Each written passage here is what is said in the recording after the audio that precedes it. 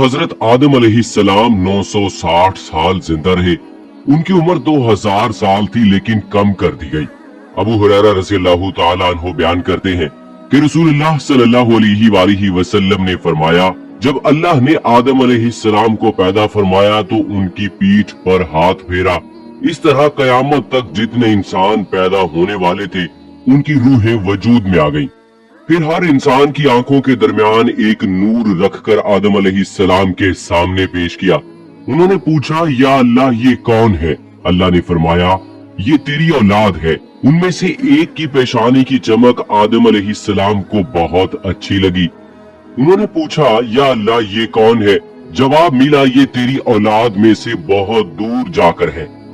इनका नाम दाऊद है। पूछा, इनकी उम्र कितनी है? फरमाया 60 साल। आदम अलैहिस्सलाम कहने लगे, या अल्लाह 40 साल मेरी उम्र में से इनकी उम्र में शामिल कर दे।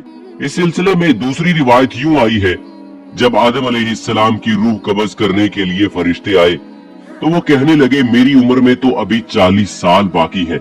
उस वक्त उनकी उम्र 960 साल थी। अनबिया अपनी उम्र से वाकिफ होते हैं। फरिश्ते ने कहा, क्या आपको याद नहीं कि आपने अपनी 40 साल अपनी औलाद दाऊद को हिबा कर दी थी? दोस्तों, आज की इस वीडियो में हम हजरत आदम अलैहिस्सलाम के आखिरी वक्त, उनकी वफात कब और किन हालात में हुई, उनको गुस्ल किसने दिया और उनकी नमाज़े जनाजा किसने पढ़ाई, इस हवाले से बात। तो हजरत आदम अलैहिस्सलाम अपने बेटे हाबील की शहादत के बाद बेहद गमज़दा रहते थे। एक बेकरारी की कैफियत थी जिसे दूर करने के लिए अल्लाह ताला अपने बंदे की मदद को आ गए। अल्लाह ताला ने हजरत जिब्राइल अलैहिस्सलाम के जरिए से हजरत आदम अलैहिस्सलाम को बशारत दी कि अल्लाह ताला उनको एक फर्जंदे रशीद अनायत फरमाएंगे। इस बच्चे की नस्ल में कई अनबिया और रसूल पैदा होंगे। हाबील की वफात के 5 साल बाद हजरत आदम अलैहिस्सलाम और अम्मा हवा के यहाँ एक फर्जंद हुआ जिसका नाम शीस रखा गया। शीस के मानी है अल्लाह ताला का अता किया हुआ तोहफा। जब हजरत आदम अलैहिस्सलाम की वफात का वक्त करीब आया तो उन्होंने अपने बेटों को अपने पास बुलाया और उनसे फरमाया कि मेरा जन्नत के फल खाने को दिल कर रहा है। हजरत आदम अलैहिस्सलाम के बेटे जन्नत की फलों की तलाश में निकल खड़े हुए। थोड़ी ही दूर चले थे कि हजरत आदम अलैहिस्सलाम के बेटों को फरिश्ते सामने से आते मिल गए। इन फरिश्तों के पास हजरत आदम अलैहिस्सलाम का कफन मुबारक और खुशबू थी। इसके अलावा इनके पास कुल्हाड़े और टोकरियां भी थी। इन फरिश्तों ने हजरत आदम अलैहिस्सलाम के बेटों से पूछा कि ए औलाद आदम, तुम किस चीज की तलाश में हो, या ऐसे कहा कि तुम क्या चाहते हो और कहाँ जा रहे हो? हजरत आदम अलैहिस्सलाम के बेटों ने जवाब दिया कि हमारे वालिद बीमार है और उन्होंने जन्नत के फल खाने की ख्वाहिश का इजहार किया है। इस पर उन फरिश्तों ने कहा कि वापस चले जाओ, क्योंकि तुम्हारे वालिद का वक्त आन पहुंचा है और उनकी वफात करीब है। इसके बाद जब फरिश्ते हजरत आदम अलैहिस्सलाम की रूह मुबारक को कब्ज करने के लिए आए तो अम्मा हवा ने इन फरिश्तों को देखकर पहचान लिया। अम्मा हवा हजरत आदम अलैहिस्सलाम से लिपट गईं, जिस पर हजरत आदम अलैहिस्सलाम ने फरमाया कि मुझसे अलग हो जाओ, मुझ पर पहले भी मुसीबत तुम्हारे जरिए ही से पहुंची थी।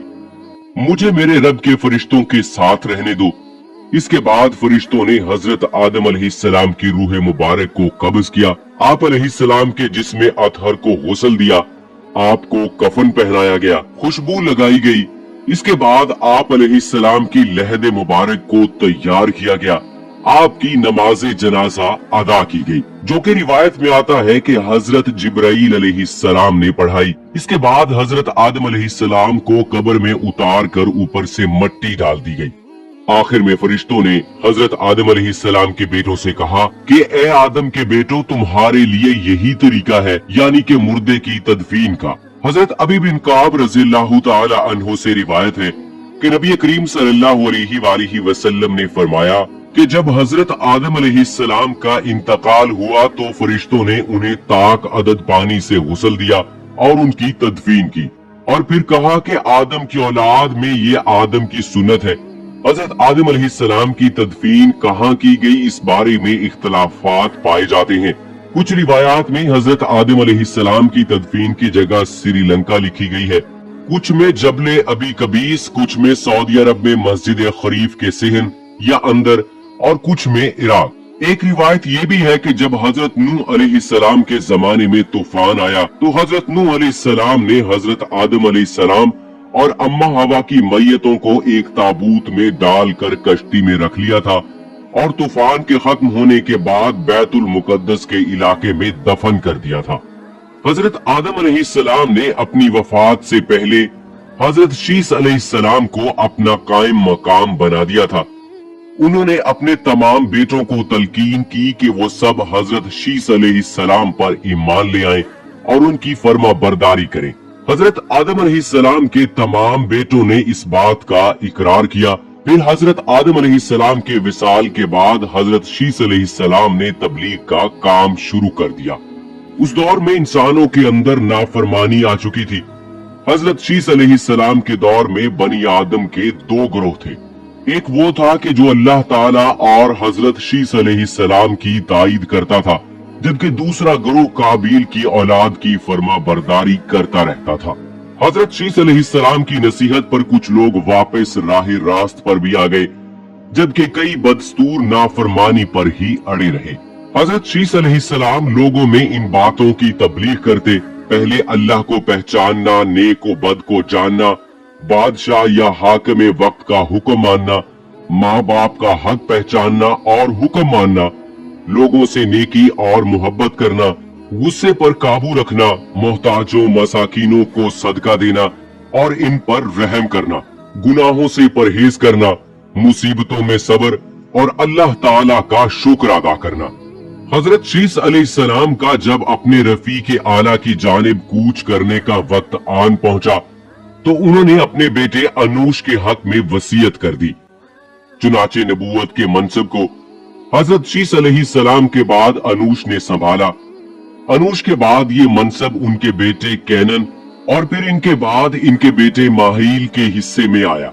माहील के बारे में तारीख नवीस लिखते हैं कि वो इंसानों में सबसे पहले उन्होंने दरख्तों को काटा, उन्होंने शहर बसाए और बड़े बड़े किले तामीर किए। बाबुल कदीम इराक और सिविस कदीम ईरान के शहर माहील ही ने तामीर किए। इनकी वफात के बाद इनके बेटे यरद ने इनका मनसब संभाला। यरद ने अपनी वफात के बाद अपने बेटे खनूख के हक में वसीयत की। कहा जाता है कि खनूख का दूसरा नाम हजरत इदरीस अलैहिस्सलाम है।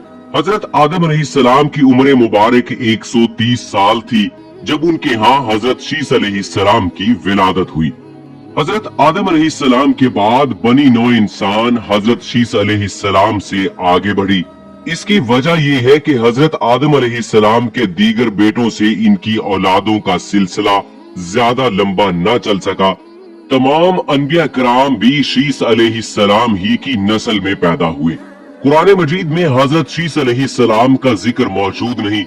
नबी करीम सल्लल्लाहु अलैहि वसल्लम की एक हदीस मुबारका के मुताबिक अल्लाह ताला ने अपने नबियों पर 100 सहीफे और 4 किताबें नाजिल फरमाई हैं। इनमें 100 सहीफों में से 50 सहीफे हजरत शीस अलैहिस्सलाम पर नाजिल हुए। इस बात से हजरत शीस अलैहिस्सलाम की नबूवत साबित होती है।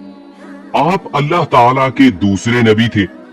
हजरत आदम अलैहिस्सलाम ने बाज रिवायतों के मुताबिक हजरत शीस अलैहिस्सलाम को तूफान नूह से खबरदार कर दिया था और ये भी कहा गया था कि अगर तुम वो जमाना पाओ तो मेरे जिस्म को कहीं और मुंतकिल कर देना।